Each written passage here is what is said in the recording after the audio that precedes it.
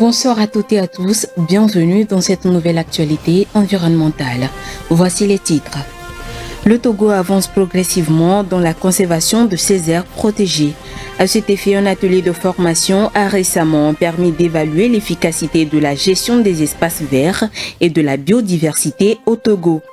Les autorités sénégalaises ont récemment approuvé le plan national d'adaptation de l'agriculture au changement climatique. Quels sont les principaux objectifs de ce plan stratégique? Vous le saurez dans ce journal. Et puis la tempête Olivier a inondé une partie des îles Canaries. On enregistre plusieurs dégâts matériels. Le point de la situation dans un instant. Voilà, c'est tout pour les titres. Bienvenue à tous.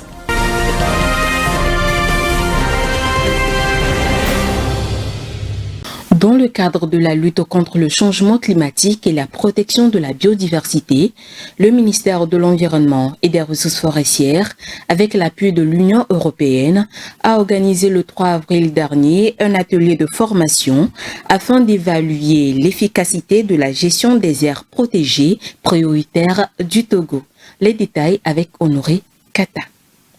Dans le cadre du programme d'appui à la lutte contre le changement climatique, la protection de la biodiversité et l'agroécologie, le ministère de l'Environnement et des Ressources forestières, avec l'appui de l'Union européenne, a organisé un atelier national de restitution des résultats de l'évaluation de l'efficacité de la gestion des aires protégées prioritaires du Togo. Cette rencontre tenue à Lomé s'inscrit dans une démarche de transparence et de renforcement de la bonne gouvernance environnementale. 2 outils de référence conformes aux standards internationaux ont été utilisés pour cette évaluation. Les évaluations ont concerné 3 aires protégées, à savoir Fazao Malfa Kaza, Togodo et Abdoulaye. Les résultats de l'outil révèlent des niveaux d'efficacité de gestion faibles à modérés, avec des scores allant de 26% à 45%. Le site d'Abdoulaye enregistre la performance la plus faible avec 26%, suivi de Fazao Malfa Kassa 29%, les Madafito 30%, Togodo 34% et Alibi 45% qui affichent le score le plus élevé. Ce cadre participatif marque un pas significatif vers une meilleure gestion des écosystèmes, condition essentielle pour faire face aux enjeux croissants du changement climatique et de la perte de la biodiversité. Une délégation de l'Université de Lomé est actuellement en mission dans la province chinoise de Hebei pour concrétiser un accord stratégique avec le groupe Fongi. Ce partenariat permettra d'accélérer la transition énergétique du pays vers des économies plus vertes et plus durables. Suivant. Dans un contexte où l'Afrique doit accélérer sa transition vers des économies vertes et durables, l'Université de Lomé se positionne comme un acteur central du changement. Depuis le 6 avril 2025, une délégation de l'université est en mission dans la province chinoise de Hebei pour une coopération sino-togolaise. Au cœur des discussions figure la mise en œuvre d'un ambitieux projet de formation et de production de véhicules électriques. Ce projet, scellé par un mémorandum d'entente signé en décembre 2024, prévoit non seulement la création d'une unité d'assemblage de 2 et 3 roues électriques, mais aussi le déploiement de formations innovantes en ingénierie automobile et en technologie verte. Ce modèle intégrant recherche, formation et industrialisation illustre parfaitement la vision stratégique portée par l'Université de Lomé. L'engagement de Fongi Group à investir jusqu'à 2 millions de dollars dans les infrastructures et équipements pédagogiques témoigne du sérieux et du potentiel de ce partenariat. L'objectif est clair.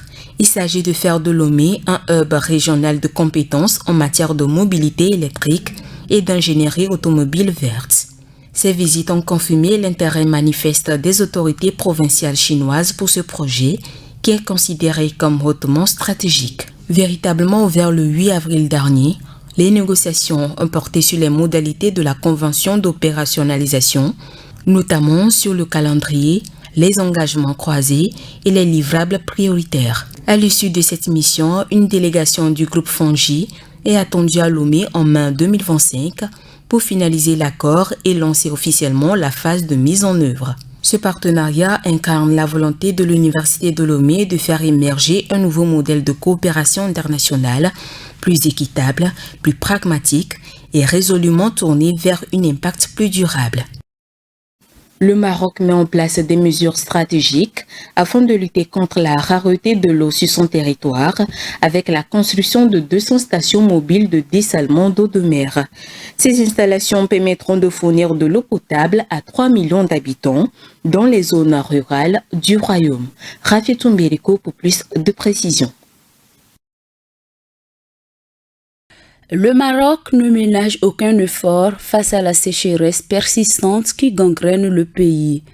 Un nouveau projet de construction de 200 stations de dessalement de l'eau de mer vient d'être lancé pour renforcer la sécurité hydrique, notamment dans les zones rurales. Prévu pour la fin de l'année 2025, ces unités viendront alimenter environ 3 millions d'habitants. Elles seront équipées d'une technologie et d'une mobilité performante capables de produire jusqu'à 360 à 36 000 mètres cubes d'eau par jour. Elles peuvent également traiter et dessaler simultanément l'eau de mer malgré la quantité de minéraux que contient celle-ci. Ces nouvelles stations de dessalement viennent s'ajouter aux 40 stations mobiles opérationnelles existantes, ce qui permet de diversifier les sources d'eau et de garantir une distribution régulière d'eau potable, notamment dans les régions souffrant d'un déficit chronique en ressources hydriques. La mise en service de ces unités démontre la volonté des autorités marocaines d'assurer une couverture complète des besoins en eau potable dans le pays et leur engagement face au changement climatique et à leurs effets sévères. Au Sénégal, comme dans la majorité des pays africains, le changement climatique représente un sérieux défi pour les systèmes agricoles et alimentaires. Entre épisodes de sécheresse et inondations aléatoires, le gouvernement souhaite améliorer la résilience de l'appareil productif face au choc climatique. Vous en saurez plus dans cet élément.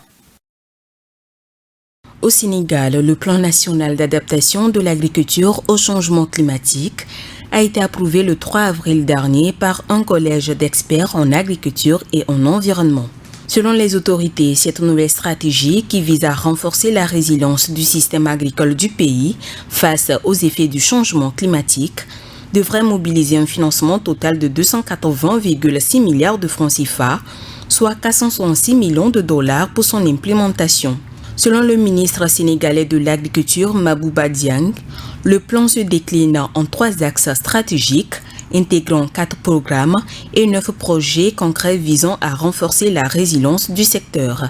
Pour l'heure, les détails supplémentaires concernant la mise en œuvre des programmes et projets n'ont pas encore été révélés. Toutefois, cette initiative illustre la volonté du gouvernement de renforcer la résilience du secteur agricole face au choc climatique.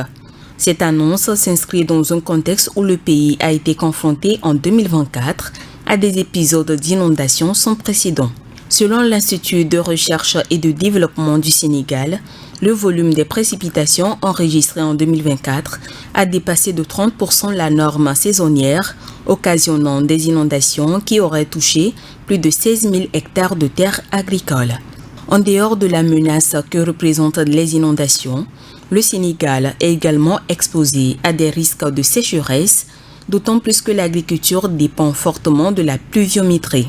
Selon les données du Partenariat mondial de recherche agricole, seulement 7% des terres cultivées dans le pays sont irriguées.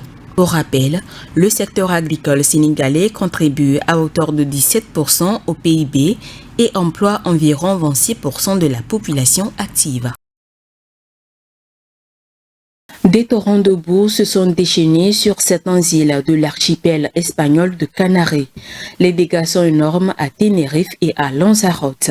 Pour le moment, on ne compte aucun blessé, mais l'état d'urgence a été décrété. Le point avec Léonce Sabou. La tempête Olivier a frappé de plein fouet l'archipel des Canaries le week-end dernier. Ce qui était un paysage de cartes postales n'est maintenant que succession de débris et de boue. Après des pluies diluviennes, les rues de l'île de Lanzarote sont devenues des rivières boueuses qui ont emporté des poubelles et des véhicules. L'état d'urgence est actuellement déclaré après le passage de cette tempête qui n'a duré que quelques heures. Les pompiers et les habitants sont mobilisés pour nettoyer les rues de l'île. Personne ne s'y attendait. Toute l'eau a dévalé des hauteurs vers la ville. C'est ce qui a causé les coulées de boue, de pierres et de débris dans le centre-ville et inondé plusieurs rues. Plus de 300 incidents ont déjà été signalés depuis la catastrophe. À Tenerife, une autre île de l'archipel, la tempête a entraîné des glissements de terrain qui ont bloqué des axes routiers. Les Canaries, avec un climat habituellement sec et des sols imperméables, sont exposés aux inondations en cas de forte pluie. La bonne nouvelle est que l'incident n'a fait aucun blessé ni de décès. Les grands fleuves européens souffrent de la pollution aux microplastiques. Cela a été confirmé par des récentes études dont les résultats ont été publiés par des chercheurs européens. Vous en saurez plus dans cet élément signé Vivas Amana. La plupart des grands fleuves du continent européen sont envahis par les microplastiques. Certains flottent pendant que d'autres s'enfoncent sous le lit des cours d'eau. De l'Elbe en Allemagne à l'Ebre en Espagne, en passant par la Seine ou la Tamise, 14 études dont les résultats ont été publiés simultanément dans la revue Environmental Science and Pollution Research révèlent l'ampleur du mal. D'après la direction du Centre national de la recherche scientifique CNRS en France, la pollution est dans tous les fleuves européens. Une expédition, dénommée Tara Microplastique ayant impliqué une soixantaine de chercheurs, a permis de recueillir et d'analyser les eaux prélevées à l'embouchure et à la source des fleuves européens. Les fleuves analysés sont l'Elbe, la Garonne, l'Ebre, la Loire, le Rhône, le Rhin, la Seine, la Tamise et le Tibre. Les scientifiques du CNRS expliquent que les microplastiques sont plus petits qu'un grain de riz. On y retrouve les fibres du textile synthétique issues du lavage, les microparticules qui jaillissent sous les pneus ou les granulés de l'industrie du plastique. Les chercheurs précisent que la pollution est alarmante car 3 microplastiques sont détectés ou observés en moyenne par mètre cube d'eau dans les 9 fleuves étudiés. Néanmoins, cela est très loin des 40 microplastiques par mètre cube détectés dans les 10 fleuves les plus pollués au monde. C'était le journal de la rédaction. Merci de l'avoir suivi. Restez avec nous, l'information continue. À très bientôt. Green TV International, we revive the environment.